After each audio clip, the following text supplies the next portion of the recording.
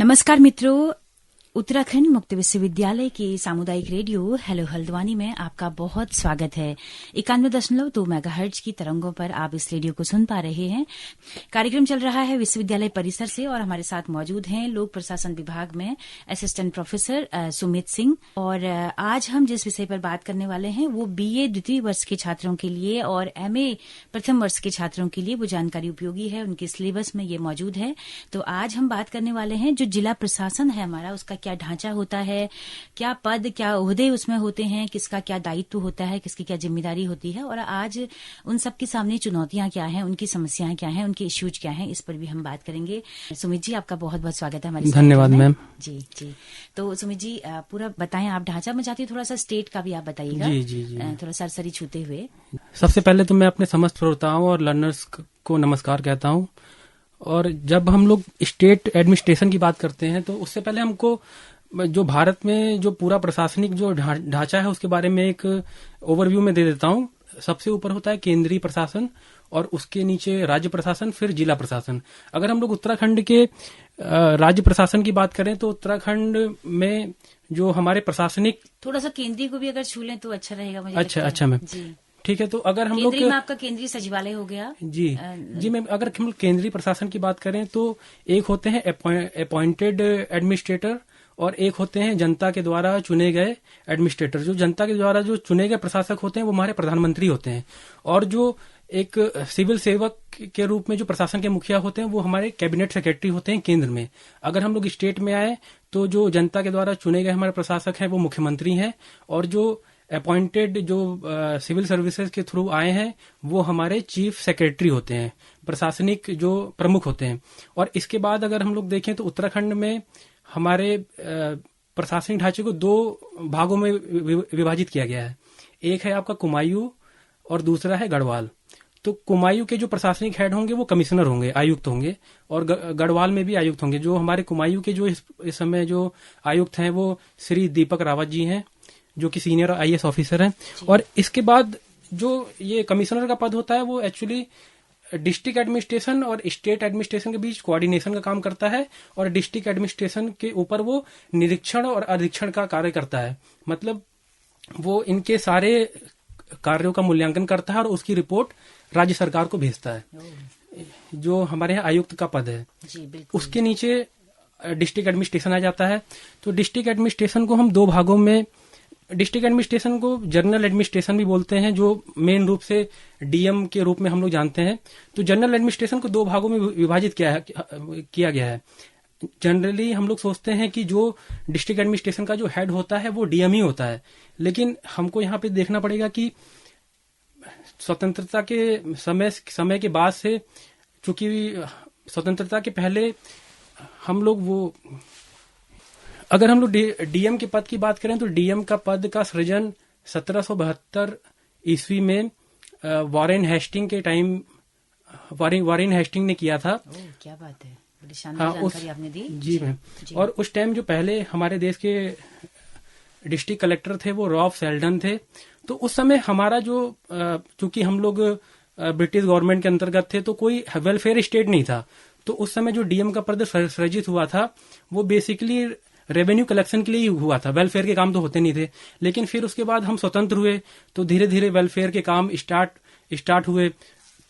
उसके बाद फिर जब 1993 में लेकिन आजादी के बाद से इस पद में कुछ तब्दीली तो की गई होगी। जी मैम। लोक कल्याणकारी राज्य अगर हो गया जी तो फिर जिलाधिकारी जिले का सबसे बड़ा मुखिया है। और आजादी के बाद नई नई योजनाएं परियोजनाएं स्टार्ट होने लगी और लोक कल्याणकारी कार्य स्टार्ट होने लगे। तो जो सारा जो लोक कल्याणकारी कार्य भी थे, विकासात्मक कार्य भी थे, नियामकीय कार्य तो ये क्या कहते हैं जिलाधिकारी को पहले से ही मिले थे, लेकिन उसके बाद जो कल्याणकारी कार्य भी इनको स्वतंत्रता के बाद से मिलने लगे।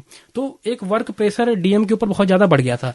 लेकिन 1993 में जब लोकल गवर्नमेंट का एक ढांचा बनाया गया 73वें और 74वें संविधान संशोधन के द्वारा, केंद्र सरकार द्वारा, तो उसके बाद फिर एक नया पद सृजित हुआ जिले में, उसको कहते हैं चीफ डेवलपमेंट ऑफिसर। तो आज हम लोग सीडीओ। हाँ, तो मैं दोबारा अपने डिस्ट्रिक्ट एडमिनिस्ट्रेशन के ढांचे पे आता हूँ। तो वर्तमान समय में जो डिस्ट्रिक्ट एडमिनिस्ट्रेशन का वो है, वो 2 भागों में विभाजित है। एक है नियामकीय कार्य और दूसरा है डेवलपमेंटल वर्क, विकासात्मक कार्य। तो जो नियात्मक कार्य करते हैं वो आपके डीएम करते हैं, और जितने भी जिले के अंतर्गत विकासात्मक कार्य है वो आपके सीडीओ करते हैं। तो अगर डीएम के नियामक कार्यों में जैसे क्या क्या आया? हाँ मैम, नियामक कार्यों में जैसे राजस्व कार्य हो गए। राजस्व कार्य में स्वतंत्रता से पहले भू राजस्व कलेक्शन किया जाता था, लेकिन स्वतंत्रता के बाद चूंकि ये काफी शोषण वाला वर्ग था, स्वतंत्रता से पहले काफी लोग भू राजस्व नहीं दे पाते थे, तो स्वतंत्रता के बाद से इसको बहुत कम कर दिया गया। एक माल गुजारी के रूप में लिया जाता, तो वो भी बहुत नाम मात्र था। तो भू राजस्व आज के समय में तो बहुत कम हो गया है, और इसमें सिंचाई कर हो गया, ठीक है, और मैम ये प्रॉपर्टी टैक्स हो गए, रजिस्ट्रेशन चार्ज, स्टाम्प, और आपके और इसमें ये आबकारी कर। तो ये सारे जो तो जिलाधिकारी का काम क्या केवल इनको हाँ, ये तो रेवेन्यू कलेक्शन हो गया। और मजिस्ट्रियल वर्क जैसा हम लोग उसके बारे में मैंने पहले भी डिस्कशन किया था आपसे जब हम लोग मिले थे, कि मजिस्ट्रियल वर्क पूरा डीएम के पास होता है। ये भी नियामकीय कार्य है, एक भू राजस्व कलेक्शन और सारे रेवेन्यू कलेक्शन डिस्ट्रिक्ट के अंतर्गत, और मजिस्ट्रियल वर्क और नियामकीय कार्यों में ये सारे जितने भी डिपार्टमेंट हैं, जैसे जिले के अंतर्गत विद्युत डिपार्टमेंट हो गया, और आपका जल हो गया, पीडब्ल्यूडी हो गया, सिंचाई हो गया, पुलिस हो गया, और ये परिवहन हो गया। तो ये जितने भी ये सारे डिपार्टमेंट हैं, उनका ये अधीक्षण और निरीक्षण करते हैं डीएम। तो ये सारे नियामकीय कार्यों में आ जाता है। और अगर हम लोग डेवलपमेंटल वर्क के बारे में देखें, तो डेवलपमेंटल वर्क जैसे ये NRLM, नेशनल लाइवलीहुड मिशन, और आपका NRHM, और मनरेगा के कार्य, जितनी भी योजनाएं हैं केंद्र सरकार राज्य सरकार की, उनको किस तरीके से इम्प्लीमेंट करना है वो सीडीओ के अंतर्गत आता है। लेकिन आंगनवाड़ी है, जो भी जी मैम, जितनी भी योजनाएं हैं। लेकिन एक चीज यहाँ पर ये भी है कि जो विकासात्मक कार्य है उनका भी अधीक्षण डीएम ही करता है। उनको क्रियान्वित करने का काम तो सीडीओ के पास में है, लेकिन उनका जो अधीक्षण होगा वो अभी भी डीएम ही करता है। हाँ, तो अगर हम लोग डीएम के पद की बात करें, तो भारत में डीएम के पद को समझने के लिए हमको ये विकासशील और विकसित देशों के जो कार्य प्रणाली है उसको समझना बहुत जरूरी है। जो विकसित देश हैं, यूएसए के अगर हम लोग उदाहरण लें, तो विकसित देशों की प्रॉब्लम मैम क्वालिटी की है, कि हमको किस प्रकार से हम क्वालिटी अपनी मेंटेन करें, क्योंकि वहां पे समाज के सारे वर्गों के, क्योंकि एजुकेटेड है, समाज के सारे वर्गों के पास योजनाएं पहुंच गई हैं, तब उनकी प्रॉब्लम क्वालिटी की है। अगर हम लोग देखें एप्पल बड़े बड़े जो ब्रांड है, एप्पल हो गया, टेस्ला हो गए, तो ये सारे जितने भी बड़े बड़े ब्रांड है वो क्वालिटी पे वर्क कर रहे हैं वहां पे। तो वहां की जो प्रशासनिक व्यवस्था है, वहां का जो प्रशासनिक सिस्टम है वो स्पेशलिस्ट है। अगर वहां पे आपको प्रशासन में जाना है तो आपको मास्टर ऑफ पब्लिक एडमिनिस्ट्रेशन से मास्टर डिग्री लेनी पड़ेगी। अच्छा। हाँ, और भारत में क्या है, भारत एक विकासशील देश है, तो हमारी प्रॉब्लम, हमारे पास शिक्षा पूरी तरीके से नहीं फैल पाई है, सारी योजनाएं नहीं फैल पाई है, तो हमारी जो प्रॉब्लम है वो क्वांटिटेटिव है, मतलब हमको अधिक संख्या में योजनाओं का सृजन करना है। तो इसीलिए यहाँ के जो डीएम का पद है वो स्पेशलिस्ट ना होकर जर्नलिस्ट है। तो यहाँ के अगर हम लोग डीएम कौन बनता है, यहाँ पर जो सिंपल जो बीए किया हुआ स्टूडेंट होगा वो भी डीएम बन जाता है यहाँ पे। तो आईएएस की परीक्षा में बैठिए आप, सिंपल बीए ग्रेजुएशन है तो वो बन जाता है। उसी और निस्बत अगर हम वहाँ विकसित देशों की बात हाँ करें, तो वहाँ पे स्पेशलिस्ट लोक प्रशासन जरूरी है। जी मैम, वहाँ पे अगर आप सिविल सेवा का एग्जाम देना चाहते हैं तो आप लोक प्रशासन का जो स्पेशलाइजेशन होगा वही व्यक्ति फॉर्म, जी मैम, वही व्यक्ति फॉर्म भर पाएगा। काफी यूनिक सिस्टम है कि मतलब कैटेगराइज किया गया, कैटेगराइज किया गया है पहले से। यहाँ किसी को भी डीएम किसी भी जिले का बना देंगे, कभी वो किसी और पद पे हो जाएगा, कभी जिलाधिकारी हो जाएगा। जी मैम, तो बहुत, तो इसीलिए यहाँ पर जो भारत में जो प्रशासनिक व्यवस्था है वो, और भारत की प्रशासनिक व्यवस्था में अगर आप जो यहाँ पे कंपनियां भी हैं भारत में, तो वो भी क्वांटिटी पे ज्यादा वर्क कर रही हैं, ना कि अगर हम लोग यहाँ की गाड़ियों की ब्रांड की बात करें या मोबाइल के ब्रांड की बात करें, तो ये सारी के तो वही चीजें हैं ना, कि जैसी आपकी परिस्थिति रहेंगी वैसी भी प्रशासनिक व्यवस्था भी रहेगी। तो इसीलिए हमारे देश के जो सिविल सेवक हैं वो सामान्यज्ञ ही होते हैं। और उसके बाद तो जिलाधिकारी और सीडीओ के बारे में आपने बताया पैरेलल किस तरह से काम है। जी मैम, तो सीडीओ और जिलाधिकारी दोनों जिले में एक ही होते हैं। हाँ, तो उससे नीचे के ढांचे की अगर बात करें, जी मैम, अगर हम लोग जिला अधिकारी के नीचे की बात करें तो इनके अंतर्गत 2 एडीएम 2 से 3 एडीएम आते हैं। ADM additional district magistrate, ADM आपके प्रशासक होंगे और एडीएम राजस्व होंगे। तो ये 3 भी होते हैं, कभी कभी 2 भी। बड़ा जिला है, जो प्रशासक हैं, जो भी प्रशासन से रिलेटेड जो भी उनके मतलब जितनी भी नियामकी चीजों में जो उनको सुचारू रूप से चलाने की जो प्रॉब्लम है, जो भी समस्याएं आ रही हैं, तो उनको प्रशासक देखेंगे। और जो रेवेन्यू एडीएम होंगे वो सारे रेवेन्यू के वर्क देखेंगे कि रेवेन्यू कलेक्शन में कोई प्रॉब्लम नहीं आ रही, किसी का कोई वाद नहीं हो रहा तो उसको सुनते हैं वो। तो ये 3 एडीएम इस तरीके से जिलाधिकारी की मदद करते हैं। जी, एडीएम के नीचे अगर हम बात एडीएम के नीचे मैम डिस्ट्रिक्ट को फिर सब डिवीजन में डिवाइड किया जाता है। तो सब डिवीजन में मैम एसडीएम आते हैं, सब डिविजनल मजिस्ट्रेट बोलते हैं इनको। तो और इनके भी कार्य, जो काम डीएम जिले में करता है वही सारे काम ये सब डिवीजन में करते हैं, एसडीएम। तो इनके पास भी सब डिवीजन में वही पावर है जो एक डीएम के पास जिले में। सब डिवीजन का जो कैटेगरी बनाई जाती है वो क्या पॉपुलेशन के बेस पे बनाई जाती है? जी मैम, पॉपुलेशन के बेस पे बनाई जाती है। अगर मान लीजिए बड़े जिले हैं तो फिर उसमें लगभग 3 से 4 एसडीएम हो जाते हैं। अगर हम लोग और अगर छोटे हैं तो उसमें 1 या 2 भी एसडीएम रहते हैं। तो वो पॉपुलेशन के हिसाब से और क्षेत्रफल के हिसाब से डिवीजन बना दी जाते हैं। तो काफी डिसेंट्रलाइज सिस्टम है। जी मैं प्रशासन के तो अगर इसी प्रशासनिक सेवा के अगर पैरेलल हम पुलिस की बात करें तो वो किसके इक्विवेलेंट होते हैं? हाँ मैम, जो डीएम होंगे वो एसपी या एसएसपी के इक्विवेलेंट होंगे, और जो एसडीएम होंगे वो सर्किल इंस्पेक्टर के इक्विवेलेंट होंगे। एडीएम आपके एडिशनल सुपरिटेंडेंट ऑफ पुलिस के इक्विवेलेंट होंगे। और अगर एसडीएम के नीचे हम लोग जाएं तो जो सब डिवीजन होगा वो तहसीलों में विभक्त होता है। कभी कभी क्या होता है कि एक सब डिवीजन में एक ही तहसील आ जाती है और कभी कभी 2 भी तहसील आ जाती हैं। जो तहसील का जो मुखिया होगा वो तहसीलदार होता है, और तहसीलदार के कामों में मदद उनकी नायब तहसीलदार करता है। और तहसीलदार बेसिकली जितने भी राजस्व संबंधी विवाद होते हैं, वो जमीन संबंधी विवाद और जितने भी ये डॉक्यूमेंट बनाने होते हैं हमको, या फिर जितनी परियोजनाओं में हम लोगों को चिन्हित करते हैं उनके डॉक्यूमेंट बनाने होते हैं, इन सारे संबंधी विवादों का हल और क्रियान्वयन तहसील में करता है। जी। और तहसीलदार की मदद नायब तहसीलदार करते हैं, और नायब तहसीलदार के नीचे राजस्व निरीक्षक और फिर पटवारी होते हैं, पटवारी और लेखपाल। अच्छा, तो सबसे निचली इकाई जो है वो पटवारी हुई। वो हाँ, पटवारी लेखपाल। पटवारी के पास कितने गांवों का जिम्मा होता है? उसके पास एक पटवारी के पास परगना कहते हैं, क्या कहते हैं? नहीं मैम, परगना तो वो तो पुरानी धारणा हो गई। परगना सब डिवीजन ही को परगना पहले बोला जाता था।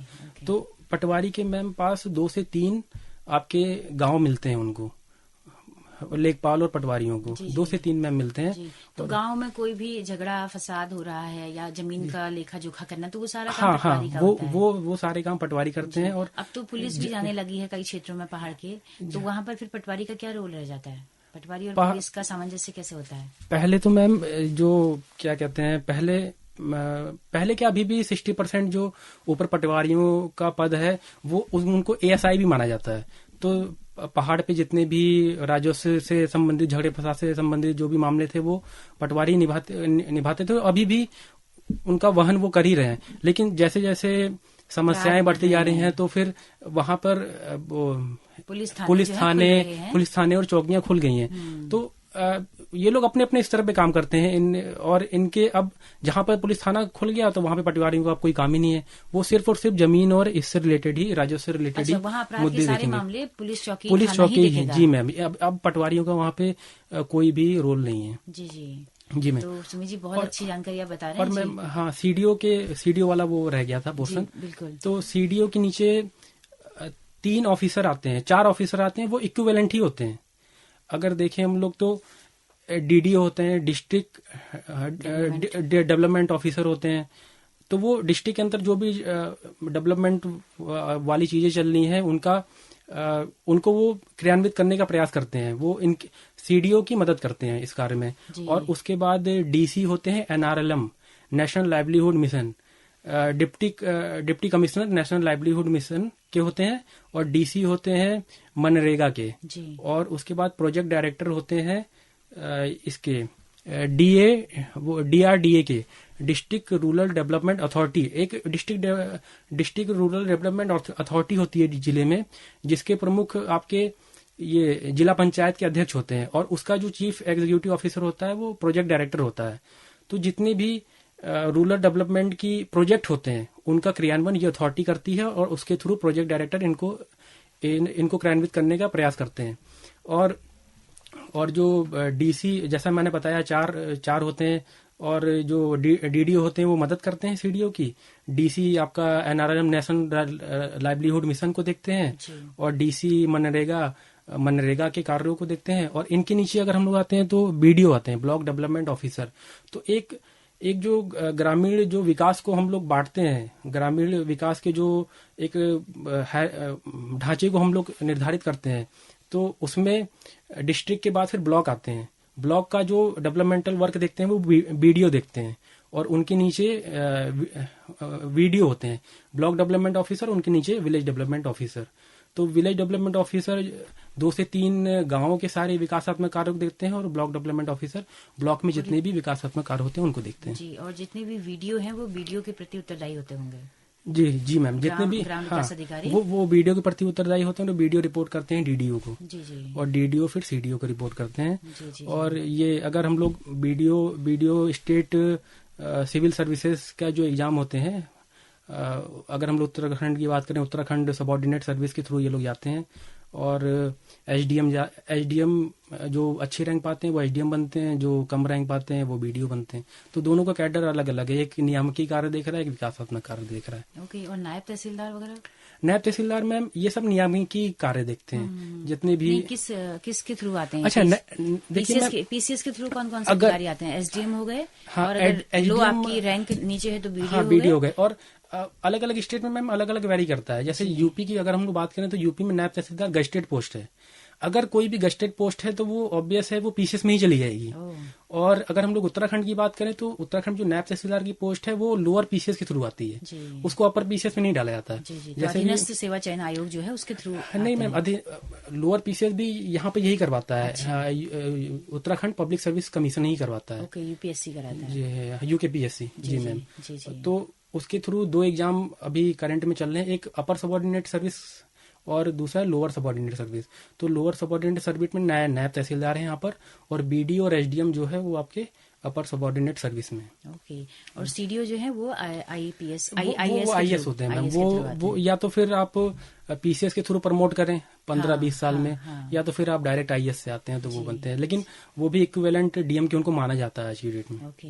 जी मैम। तो सुमित जी, मुझे लगता है बहुत ही अच्छी जानकारी आपने दी है, पूरे जो ढांचा आपने समझाया है, हमारे लर्नर्स अगर सुन रहे होंगे, हमारे तमाम श्रोता सुन रहे होंगे, तो मुझे लगता है कि उम्मीद है उनको पसंद आ रही होगी बातचीत। कुछ समस्याओं पर बात करें कि क्या चुनौतियां हैं इनके लिए, क्या समय के साथ किस तरह से चुनौतियां बढ़ रही हैं, और क्या इनके इश्यूज हैं? जी मैं समस्याओं की बात तो डिस्ट्रिक्ट एडमिनिस्ट्रेशन में आज के समय में बहुत, क्योंकि प्रशासन एक बहुत ही चैलेंजिंग सब्जेक्ट ही है। तो अगर हम लोग देखें, जैसा मैंने पहले ही बताया था कि स्वतंत्रता से पहले हम सिर्फ नियामकी कार्यों को देख रहे थे। स्वतंत्रता के बाद चूंकि हम एक लोकतांत्रिक देश हो गए, तो फिर हमको विकास करना था, हमको लोक कल्याणकारी योजनाएं करनी थी। तो जैसे जैसे समय बढ़ता जा रहा है, चैलेंजेस आते ही जा रहे हैं, क्योंकि हमारे सामने नए नए समस्याएं आ रही हैं। तो ऐसे में हमको, क्योंकि भारत एक विकसित देश की तरफ बढ़ रहा है, तो हमको ये जो सामान्यज्ञ और जो स्पेशलिस्ट का जो कॉन्फ्लिक्ट है, सामान्यज्ञ और विशेषज्ञ का जो कॉन्फ्लिक्ट है, उसको सॉल्व करने की बहुत ज्यादा जरूरत है। अब अगर हम लोग डीएम की बात करें तो डीएम को सारे विभागों को देखना है, उसका अधीक्षण करना है। तो अब आप पुलिस की जो स्पेशलिस्ट प्रॉब्लम है, कभी कभी वो डीएम नहीं समझ पाता। बिजली विभाग की जो स्पेशलिस्ट प्रॉब्लम है वो कभी कभी डीएम नहीं समझ पाता। अगर हम लोग सीडीओ की बात करें तो सीडीओ भी सारी विकासात्मक परियोजनाओं को देख रहा है। सीडीओ भी एक समानज्ञ है। तो एक सांख्यिकी अधिकारी से मान लीजिए सीडीओ गया और सीडीओ ने कोई योजना चालू कर दी जिले में कि आपको जो भी प्रॉब्लम आ रही है उसको उन्होंने एक पोर्टल बना दिया कि जनता को जो भी प्रॉब्लम आ रही है वो अपने प्रॉब्लम का फोटो और लिखकर भेज दें सांख्यिकी अधिकारी के पास। तो सांख्यिकी एक असिस्टेंट स्टैटिस्टिकल ऑफिसर के पास मान लीजिए 500 से 600 डेली फोटो आ रहे हैं, वो आ रहे हैं। अब उसको रिकॉग्नाइज भी करना है, उसको प्लेस भी पता करना है कि एक डिस्ट्रिक्ट में वो कौन से प्लेस पे है। तो अगर हम लोग इस तरह के रिकॉग्नाइज करें और उसको देखें कि वो प्रॉब्लम किस डिस्ट्रिक्ट में है, तो एक दिन में 3 से 4 प्रॉब्लम से ज्यादा सॉल्व हो ही नहीं सकती। लेकिन कभी कभी सीडीओ बोलते हैं कि आप एक दिन में 100 फाइंड आउट कीजिए उन प्रॉब्लम को। तो ये लोग प्रकृति की नेचर को नहीं समझ पाते हैं।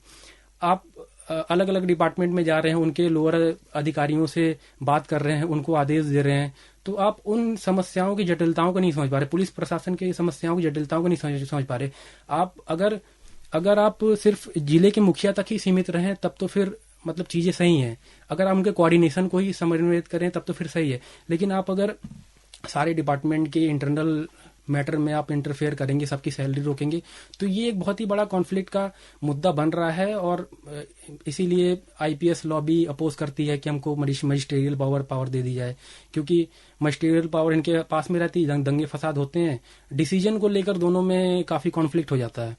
एक तालमेल सा नहीं बैठ हाँ, पाता है तालमेल, कि तुरंत कुछ किया जाए। हाँ। अगर पूरी राइट्स आईपीएस के पास हों तो वो एकदम से अपना एक्शन ले सकें। वो अपने एक्शन ले सकते हैं। उनको हर एक चीज के लिए डीएम से अनुमति लेनी पड़ती है।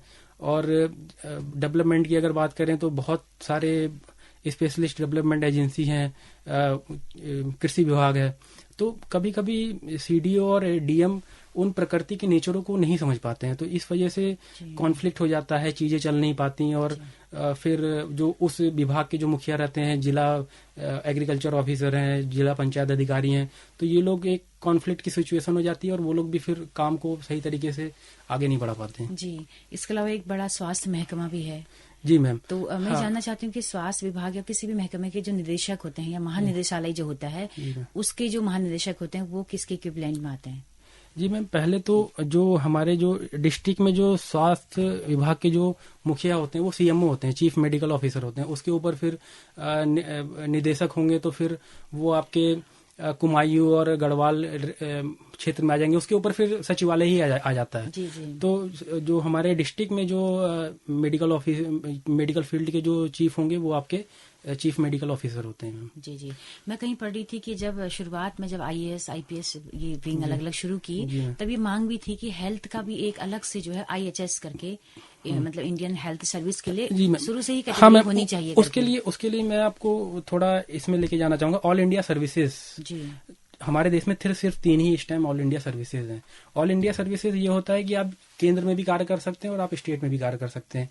मतलब आप अगर उत्तराखंड में कार्य कर रहे हैं तो आप केंद्र में भी प्रतिनियुक्ति में जा सकते हैं, क्योंकि मान लीजिए अभी हमारे जो चीफ सेक्रेटरी होंगे वो कल को कैबिनेट सेक्रेटरी भी बन सकते हैं। तो कैबिनेट सेक्रेटरी मतलब आपका जो मूल कैडर है आप उस स्टेट में तो करेंगे और साथ में आप डेपुटेशन पे केंद्र में भी करेंगे। तो इस टाइम हमारे पास 3 अखिल भारतीय सेवाएं हैं, Indian forest service, Indian administrative service और इंडियन पुलिस सर्विस। ये केंद्र को भी सेवाएं अपनी देते हैं। सर्विस नहीं है? नहीं मैम, फॉरेन सर्विस नहीं है।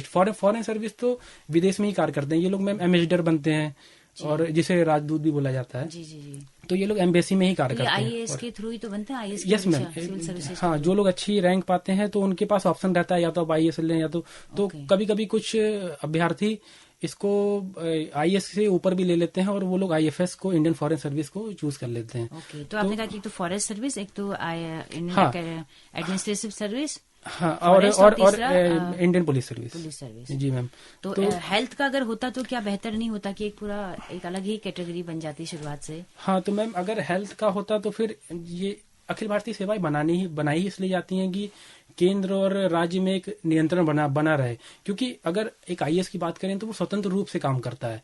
एक डिस्ट्रिक्ट जो स्टेट गवर्नमेंट होगी वो सिर्फ आपको सस्पेंड कर सकती है, आपको कभी भी नौकरी से बर्खास्त नहीं कर सकती। तो ये जो अखिल भारतीय सेवा है वो ये लोग स्वतंत्र रूप से काम करते हैं। एक तरीके से केंद्र के ये लोग रिप्रेजेंटेटिव के रूप में कार्य करते हैं और एक कोऑर्डिनेशन बनाने का काम करते हैं। तो अगर ये स्वास्थ्य सेवा भी होती तो इसमें बहुत मतलब अच्छा होता और ये लोग भी स्वास्थ्य सेवाओं की जो केंद्र की जो योजनाएं है उसके इक्विवेलेंट चलकर राज्य से ना वो करते हुए, राज्य से स्वतंत्र होते हुए काम करते और स्वास्थ्य सेवा और बेहतर हो सकती थी। जी जी। ये जो सिविल सर्विसेज का कॉन्सेप्ट है ये तो शायद अंग्रेजों के समय से ही है। जी मैम। तो क्या इसमें बाद में कुछ तब्दीली भी लाई गई? जी मैम, पहले जो अंग्रेज लेकर आए थे वो इंडियन सिविल सर्विस बोला जाता था इसको। और पहले इनकी जो 1926 से पहले जो इनके एग्जाम हुआ करते थे वो लंदन में ही हुआ करते थे।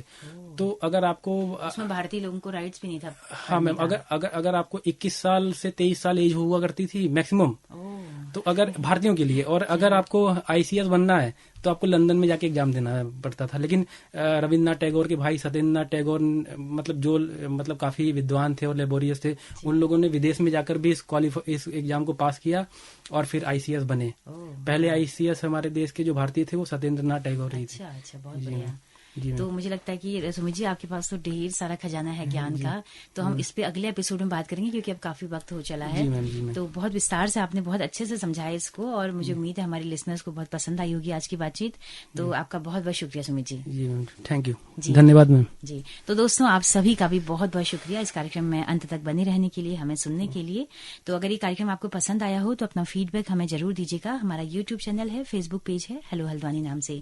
इसी के साथ अपने रेडियो मित्र सुनीता भास्कर को दीजिए इजाजत। नमस्कार।